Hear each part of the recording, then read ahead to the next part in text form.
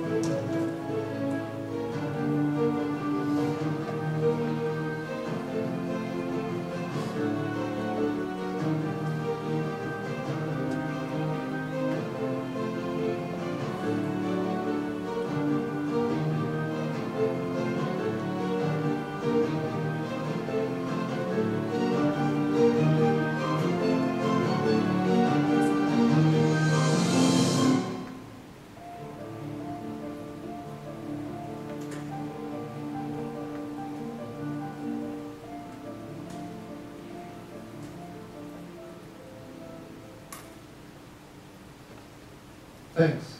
And so that's from the Alzheimer's Association. It provides you reliable information, good information, and there's a lot of information coming at you pretty quickly. And it's part of our one of our educational models that we're trying out to see if we can increase people's knowledge of Alzheimer's disease. And that's just one of the modules, facts and figures. So next up, meet the experts or disease progression? Disease progression. All right, we're going to go with disease progression. It's again publicly available information. So play on this one as well.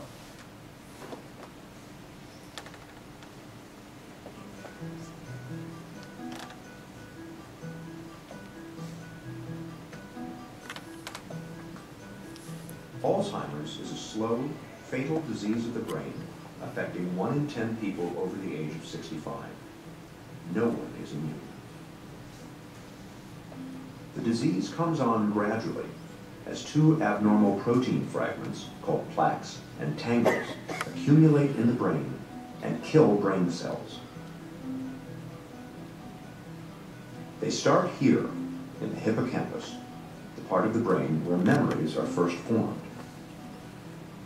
Over many years' time, the plaques and tangles slowly destroy the hippocampus, and it becomes harder and harder to form new memories. Simple recollections from a few hours or days ago that the rest of us might take for granted are just not there. After that, more plaques and tangles spread into different regions of the brain, killing cells and compromising function wherever they go. This spreading around is what causes the different stages of Alzheimer's. From the hippocampus, the disease spreads here to the region of the brain where language is processed. When that happens, it gets tougher and tougher to find the right word. Next, the disease creeps toward the front of the brain, where logical thought takes place. Very gradually, a person begins to lose the ability to solve problems, grasp concepts, and make plans. Next, the plaques and tangles invade the part of the brain where emotions are regulated. When this happens, the patient gradually loses control over moods and feelings. After that, the disease moves where the brain makes sense of things it sees, hears, and smells. In this stage, Alzheimer's wreaks havoc on a person's senses and can spark hallucinations. Eventually, the plaques and tangles erase a person's oldest and most precious memories, which are stored here in the back of the brain. Near the end, the disease compromises a person's balance and coordination. And in the very last stage, it destroys the part of the brain that regulates breathing and the heart. The progression from mild forgetting to death is slow and steady, and takes place over an average of 8 to 10 years. It is relentless and, for now, incurable. Helping your family, friends, and neighbors to better understand Alzheimer's will reduce stigma, improve care, and even help the fight for a cure. Thanks for helping to do your part. Learn more at www.aboutalz.org. Aboutalz.org is also another great resource for reliable information. Okay, so we meet in here. There's a lot of really good information, digestible, and at that level, right? Information that everybody should know about Alzheimer's disease. Common information. Okay, let's try our last module. Meet the experts, and we'll just meet one expert here. You can pause the play. Alzheimer's disease starts in the brain when there are absolutely no symptoms, and then progresses gradually to mild symptoms, and then to the disease as we diagnose it now as a dementia syndrome. If we're going to put the brakes on that, if we're going to stop it, if we're going to optimize people's cognitive function, it's going to be because we detect it early and we stop it early, not after there's been devastation and massive nerve cell loss as the disease progresses. So we have other experts here, but let's go back to the main page. So we've been testing different strategies for disseminating Alzheimer's disease, and this is sort of one of them I'm introducing to you today. We've also just asked people to go to alzheimers.org, which is the Alzheimer's Association website, click around for 20 minutes and see if they can learn anything that way. Turns out that they can. And we've also directed people to Wikipedia. And turns out people can learn there too. I mean, it's statistically significant amount of information just in 20 minutes. Let me tell you a little bit about our measure before I actually introduce you to it. Those are the modules we go through in a second. Well, let me just tell you a little bit about the measure and the studies we're conducting to continue to develop it. Okay. The measure is designed to assess this little bit here of Alzheimer's disease knowledge, as I mentioned. Across these domains, 1, 2, 3, 4, 5, 6, 7, what we did a few years ago is we called together, so this is Brian Carpenter at Washington University in St. Louis, and he's the primary author of the first study. Margie Gatz at USC, myself, and another person as well. And so we went through all the existing measures, and some were geared at assessing and measuring people's knowledge about symptoms of Alzheimer's disease, other ones like impact, caregiving. We collected them all together. We rewrote the items. We sat down with multiple focus groups to make sure the items were clear and unambiguous. We sent them out to experts around the country. And so we took a long time, I think it might have been the better part of a year, just developing the items. Then we conducted a study where we took a large set of items and we established the psychometric properties of the measure. So the reliability was relatively high, alpha 0.7 I think, in the 0.7, 0.8 range. Retest reliability, significant and fine. Certain amount of validity. People who said that they had higher knowledge of Alzheimer's disease actually did have higher knowledge of Alzheimer's disease. When we assessed our measure against a standard measure that was outdated and actually had a little bit of misinformation in it because it had been outdated for maybe 10 or 15 years, people, they had shared a positive correlation. In terms of discriminant validity, our measure was not significantly correlated with, say, intelligence, certainly not to the degree that was correlated with these other metrics. And so study one really, for us, established the psychometric properties of the disease. In that first study, geriatricians scored higher than, say, dementia caregivers. People who had a volunteer position with volunteer people who dementia scored higher than people who didn't. People who had a job that was associated or dealt with dementia patients in some way scored higher than people who didn't. People who identified themselves as caregivers scored higher than people who didn't. Study 2 we just completed in the last couple of weeks, actually. So we have, it's really exciting. We have 3,600 people, and we collect the data over the internet from all across the country. So we're really excited about the data set. And of those participants, we have 220 Hispanic individuals participating who identify themselves as Hispanic. And I'm just beginning to look at those data.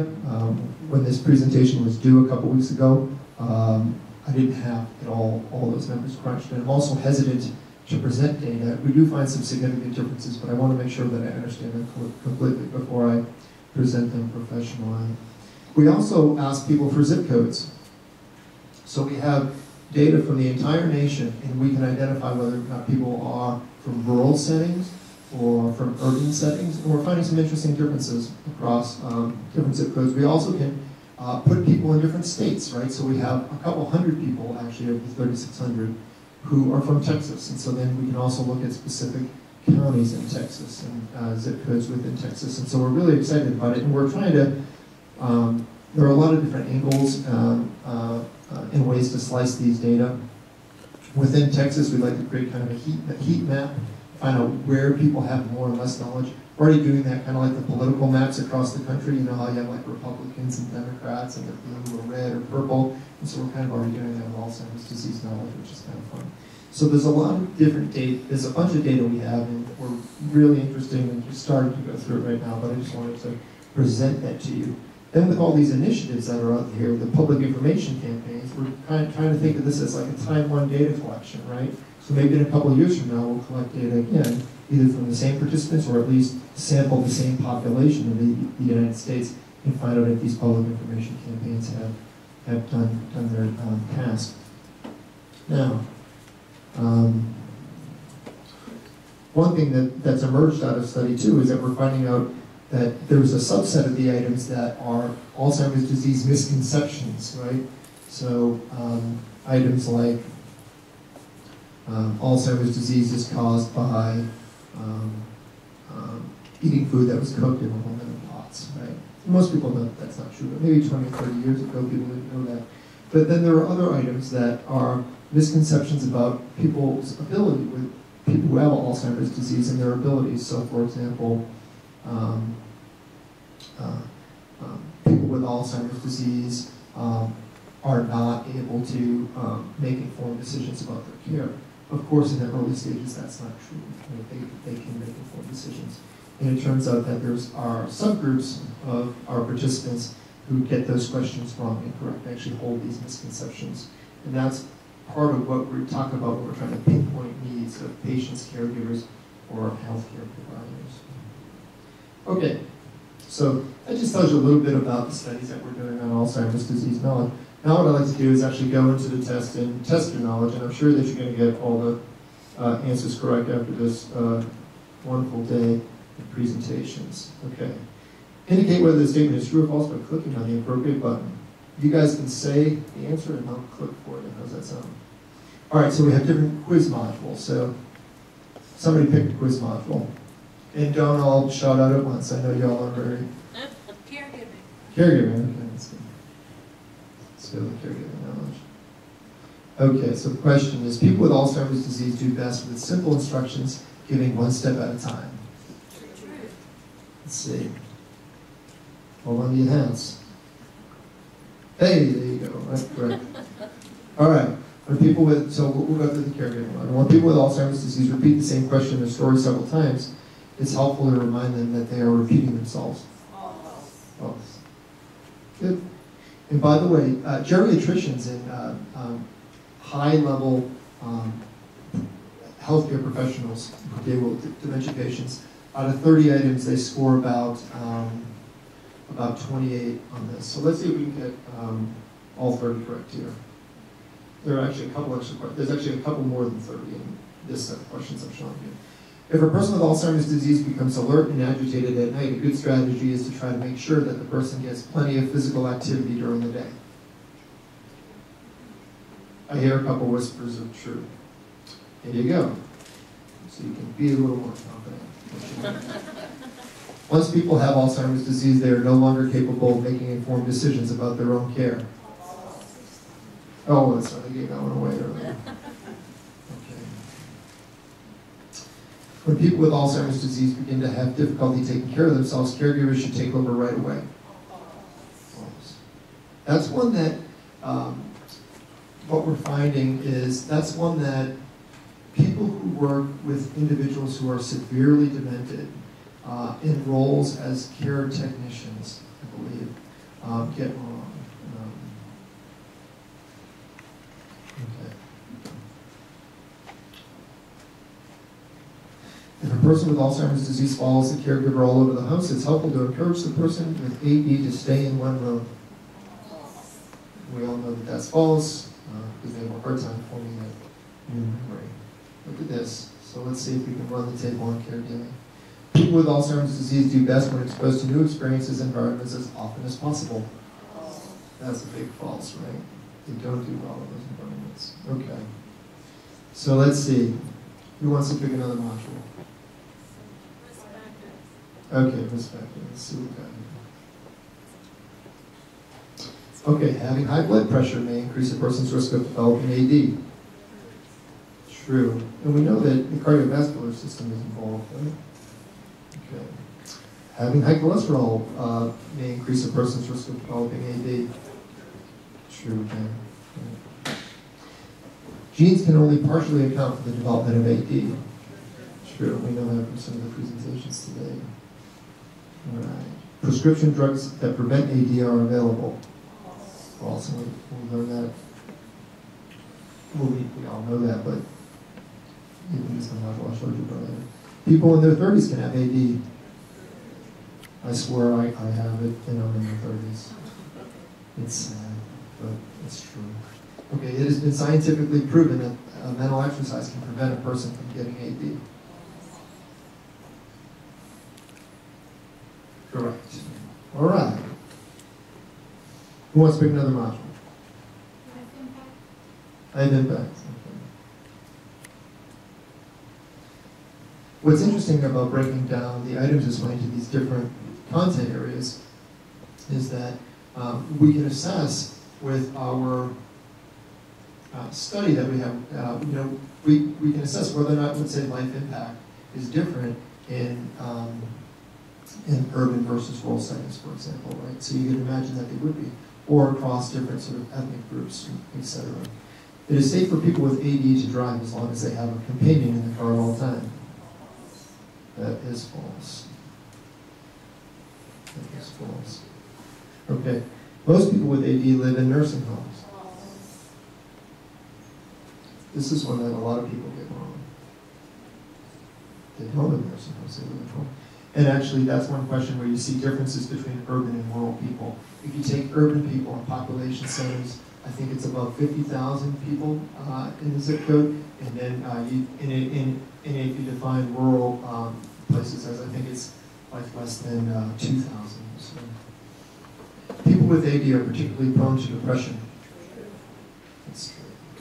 I just heard that on the, I mean, that's an established fact, but I just heard that again on Imperial coming down here today. Having high blood pressure may increase a person's risk of developing AD. Yeah, so I guess that one sort of overlaps. Okay. Oh, interesting. But we are, we're supposed to be in life impact, right? Well, let's return to the quiz modules. I think one of my hyperlinks changed. Okay, pick another one. Let's see how well these links hold up. Which one? All right. And if the hyperlinks break down, then, hey, we'll move on to the final part.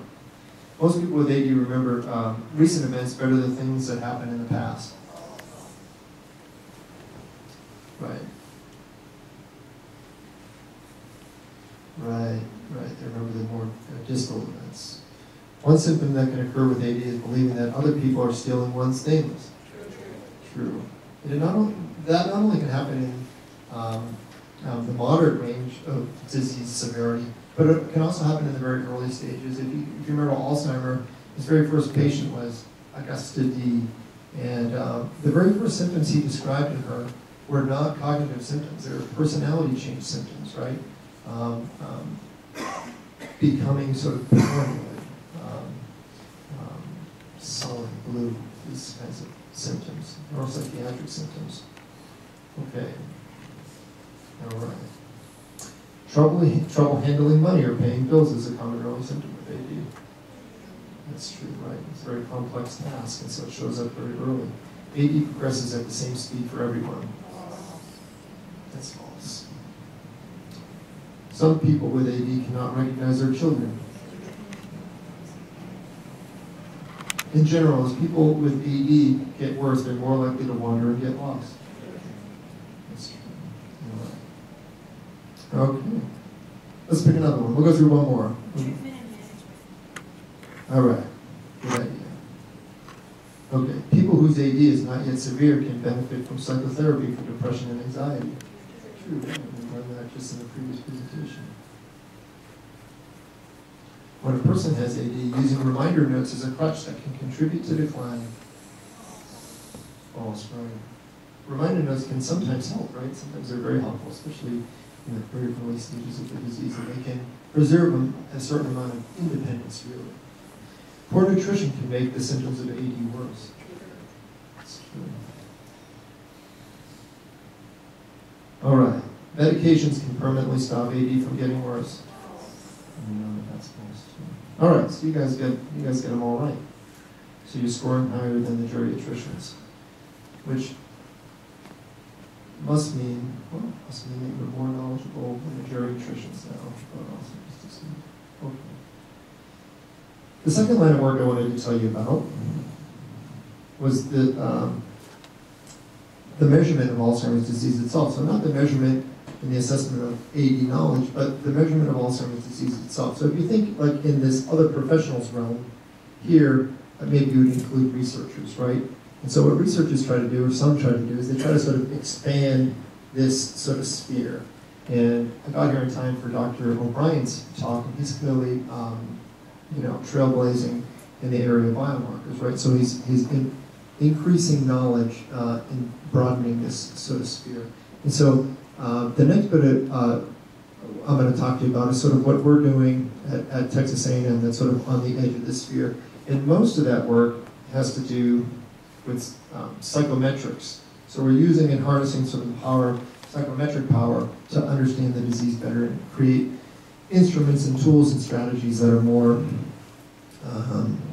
powerful than previous ones. So the standard method for assessing, as Dr. Marceau talked about, like, for example, using the MMSE, which is a 30-point measure, and if you make an error counting backwards by sevens or certain orientation questions, so every error is worth 1 point, just about, right? And so you can score from 0 to 30.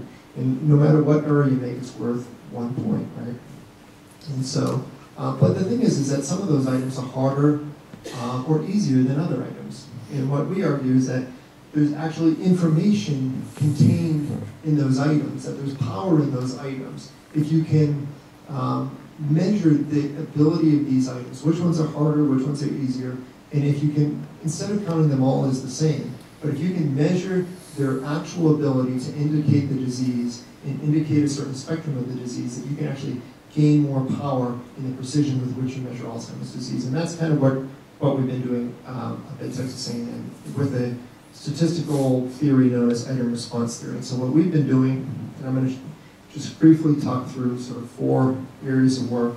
We're using item response theory to identify and measure sensitivity to the continuum of dementia severity, right, from sort of no dementia, very mild, mild cognitive impairment, mild, moderate, severe. It exists along a continuum. And so we're able to look at a measure, put it across this continuum and say, well, where does this measure work? In the moderate range of the disease severity, in the mild range, in the severe range?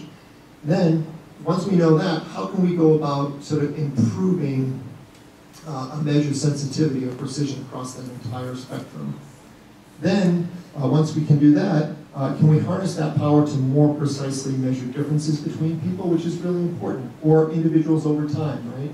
At time 1, if you're taking MMSE and you score 27, and then at time, and then you take a drug, right, part of a drug trial, and then at time 2 you score 27, traditional drug trials have to say, well, there's no change, right? There's no cognitive change as far as the MMSE can tell. Well, it turns out it depends on which 3 items you made errors, right? And you actually there's actually a 27 out of 30, there's probably, I can't do that math in my head, but let's say there's, 20, 30, 40 ways that you can get 20, maybe there's 150 ways, I'm not sure. You can get 27 out of 30.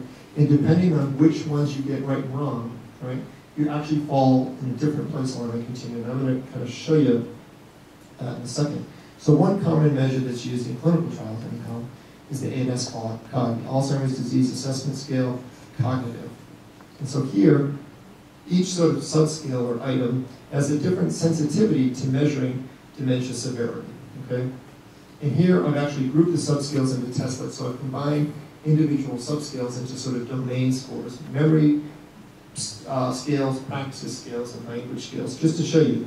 In this mild range of dementia severity, and dementia severity runs from sort of very mild on the left side to very severe on the right side in the abscissa. And the ordinate represents errors or poor performance, depending on which item you're looking at. Here in the very mild range, everybody's doing fine. Nobody's committing errors. Everybody's doing well, right? Everybody's doing just fine, right? It's in this moderate range where this measure becomes sensitive to measuring dementia severity, right?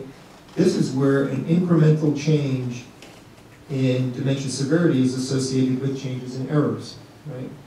Up here again, in the severe level, Incremental changes in dementia severity not associated with errors, right? Everybody's making all errors at this point. Okay? So what we're talking about here, what we do is we actually create a function called an information function to describe that, which is, by the way, essentially like the first derivative of all the items and summed together. So the first derivative of these curves summed together. And what we see is that information is peaked in this moderate range of dementia severity for this scale. It's very low here in the mild range of dementia severity, and it's very mild here, right? So this gives us just another way and angle into looking at a measure. So now we can kind of see the measure and what the measure can do, and we can see it sort of with more open eyes now, right? So it's not just that we're looking at the ROC curves, but it gives us some more information, right? And that's what we call it, information. You can think about it as precision, right? Okay. So this measure does best for people in the very moderate ranges of disease severity, which is somewhere where the MMSE is going to fall. It sounds like the slums might be a little bit earlier, and the MoCA might even be slightly earlier. And so what you could actually do is you could map those all on top of each other here and show that using the three of them, you could probably really increase the information in the early range. And so people have tried to improve the measure, the ADAS-COG, and they're able to do it. And one thing we did recently is we tested whether adding a delayed recall item improves information in the very earliest stages of the disease. And it turns out that it does. Not only does it increase information in the very earliest stage of the stages of the disease in a very mild level of dementia severity, but that increased precision there actually predicts, increases the ADAS-COG's ability to predict IAVLs, sort of complex sort of functional tasks, which is kind of interesting. And you can imagine how might personality change, the modeling personality change. How might this increase information? And so that's a question that we're asking. How about the biomarkers that people are interested in? How does that increase our ability to push that boundary further to the left, right? So there's all sorts of interesting questions you can ask. So I'm going to give you behind the scenes about how exactly this theory works, just so that you can get an idea of how we come to these kind of conclusions, and then show you where we're going in the future to try to solve these problems. Because clearly, healthcare providers can't know all this information, right?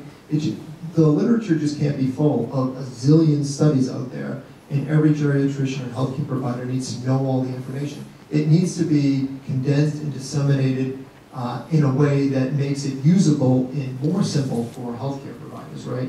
So now there's another normative study on another group. Well, somehow that needs to be sort of put in an interface that makes the life of healthcare providers easier, so healthcare providers can then go on and can, spend their time thinking about patient care, right? So we'll get to that in a second, but I'm going to give you a behind the scenes about how this works. So here's the probability of making an error on item 1 and the probability of making an error on item 2. So you don't have a probability of making an error on item 2 until you get quite demented here, right? Until you're in certainly the more moderate stages of dementia severity. Item 1, in sort of the more mild stages of dementia severity. And I'm giving you a very simple example here of, let's see if this works. Okay, let's see if this will let me, a very simple example. So this is this very simple test just with 2 items, right? So there's only 2 items on this test, but both of these people, the person on the left and the person on the right, both got the same raw score, right? So they both got a 1 on the test, right? So they both scored a 1, but one person got item 1 out wrong and item 2 correct, and the other person the opposite, right? Item 2 wrong and item 1 correct. If you can graph the probability of the person getting the item wrong across dementia severity, right? Then you can also 1 minus that is the probability that they get it right, right? Once you have that, you can find out the joint probability of those events happening. So once you have the response pattern for these individuals, you can create a maximum likelihood function by essentially multiplying those 2 lines together, essentially those 2 functions together. It's a little more complicated than that, but you don't really need to know that. But here what you see is that the 2 people, one person has a score of 0.2 standard deviations, right? That's the metric on the abscissa there. And one person has a score of 1.26 standard deviations. So you have a standard deviation difference, right? just because, so instead of saying those people are the same, they got the same score, you can say, no, there's a standard deviation separating those two people, even though they have the same raw score, okay? So the same thing happens, the ADAS color ranges from 0 to 70, and here I've truncated the ordinate to just range from 20 to 28. Turns out that there are literally millions of ways to get a 28 out of 70 on this measure. And in our sample, this is the spectrum of scores that we actually obtained, okay? If you notice, that overlaps a lot with the people who got a 27, or a 26, or a 25. Clinical trials oftentimes will use a score, 4-point change, right, as an indication of clinical trial work. But you can see that a 4-point change from 28 to 24, well, there's a lot of overlap between those scores, right? And so if you're looking at differences between people, these are two real data points in our study. These two people have the same score, 28, but they have over half a standard deviation difference in cognitive dysfunction, okay? And the same thing holds up longitudinally, okay? And we're investigating that in a future study. So you can kind of see all this overlap, and you can kind of see that things get a bit noisy, which brings me back to those cut points that you were talking about, right? So the cut points are a mess because 29 out of 30 or 26 out of 30, well, you're not just drawing a line at one place, you're drawing a line through a whole band. And so you actually have to sort of twist the line the other way. So you have to not only, if you want to put people into ordered categories, you have to draw the line relative to the cognitive dysfunction. And so we'll show you that in a second.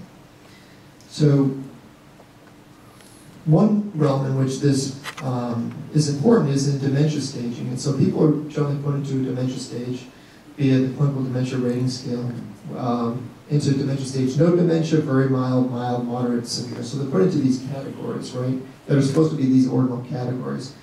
And they're put into the categories by a professional sits down with a collateral source and a patient and rates people on these domains, and then those ratings are from a 0 to 3-point scale, 0.5, 1, 2, 3 basically.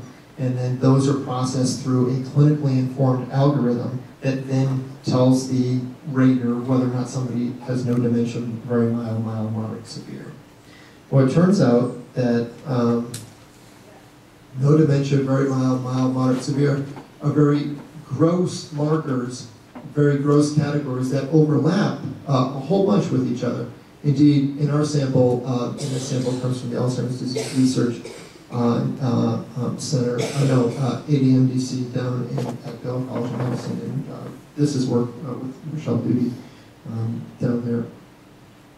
And here we have a whole bunch of imprecision in these supposedly ordered categories. In our sample, 48%, with 48% overlap, showing that there's sort of imprecision, meaning that you could be in dementia stage mild, but actually have less dementia severity than somebody in dementia stage very mild. Does it make sense? So people came up with a new solution, and they said, well, why don't we just assume that all of these categories are equal instead of using a clinically informed, partially empirically informed algorithm. And so let's just assume equivalence, and let's use this sum of the boxes technique, and we'll just add up these boxes, and then we'll draw cut scores and kind of put people in the categories. And so that works a little bit better, right? So just saying that everything's equal works a little bit better. We can shrink this overlap, this imprecision, down to about 12%, at least that's our sample. But if we actually harness the power within our framework, and we weight each of these categories according to their actual ability to indicate dementia severity, and then draw the cut points, we get zero overlap. So now finally, at least we can put people into ordered categories. And what you can see is this is just a 5-point measure, the NSCOG is a bigger measure. But when you can start to put people into ordered categories, you can see that there's less error, right? So you should have more power for detecting differences in research studies, et cetera, right? And this is the reason why, is because some of these curves, they do indeed function differently. They actually function in a way that indicates the dementia severity to a different extent. And so we can actually harness that power contained in the way the items function to kind of improve the staging of dementia. Here's another way of looking at it. And people are going to disagree. people who stage dementia are going to think that I'm making an error here, but I'm not. So these two participants, according to the current algorithm, as published on the website of the group who developed this measure, were fantastic researchers. But what happens here, they both get put in this category 1, so mild dementia, right? And our new method can kind of reveal the differences between these individuals. So it can reveal the differences. So basically what appears to be the same actually is different is what we're saying, okay? In time 1 and time 2, the same thing happens, right? So between people and over time, okay? Now getting back to what I said earlier, you know, a clinician has so many more important things to worry about than all this junk that we worry about, you know, as researchers. But what we're hoping is that we're trying to work on developing a simple app, right? So that what a person can do is click on the app, and they can enter the pattern of scores, and time 1 and time 2, and they get an output that tells you what stage somebody's in. Not dementia, very mild, moderate, severe. And so you can kind of track your patients that way, right? So that's just kind of one example. So you can get a little bit more precision. And technology is a great place to kind of create this interface between the ever-growing complicated literature and actually being on the front lines and providing healthcare, right? One of the things you were mentioning is that these measures have to be 3 minutes, 4 minutes, 5 minutes, right? You know, there's so much pressure and we need technology, but the literature is getting more and more complex. So technology has to insert itself there and take this complicated literature, distill it down, make it more simple. And where ethnicity comes in here is that these items might function differently for a variety of reasons that were highlighted today across different ethnic groups, right? So that's so then you can actually enter that into your little machine, and you can kind of get, you know, a more nuanced output. Somebody was asking a question earlier about that. Well, if somebody was had one, you know, Mexican American parent versus 2. Well, maybe that's not an important variable, but maybe it is, right? And so you could potentially model that, right? Just with technology can speak back to the literature and then be updated in a way that makes, hopefully, everybody's job a little bit easier. So, with all that said, and coming in under time, that's some of the stuff we're doing at Texas A&M. We really enjoy doing it, and I hope kept you awake down the home stretch here. And thanks for coming, and you know, I really appreciate being invited. That's it for me. Any questions?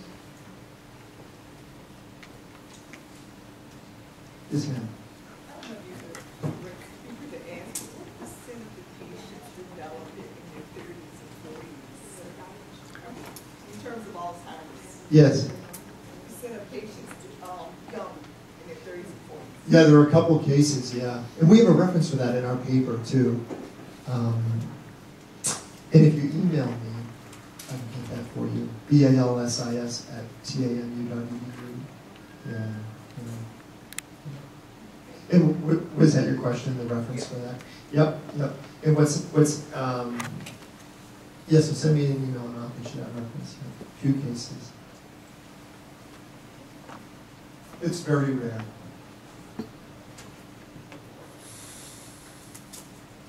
All right, thank you.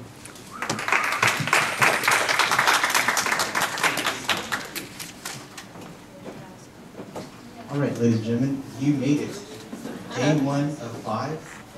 Tomorrow we have a whole new day of different speakers and topics dealing with geriatrics. Be sure to turn in your participant profile, front and back, and any evaluation forms that you turn in for today. And thank you once again for joining us live and in detail. So I will hope to see you guys again tomorrow at 8 a.m. sharp. Have a safe drive, and I'll see you tomorrow. Thank you. Hey, thanks, guys. Hey, nice meeting you. Thanks. We'll see you. Yeah, Excellent job. Hi. Hi. Hold on.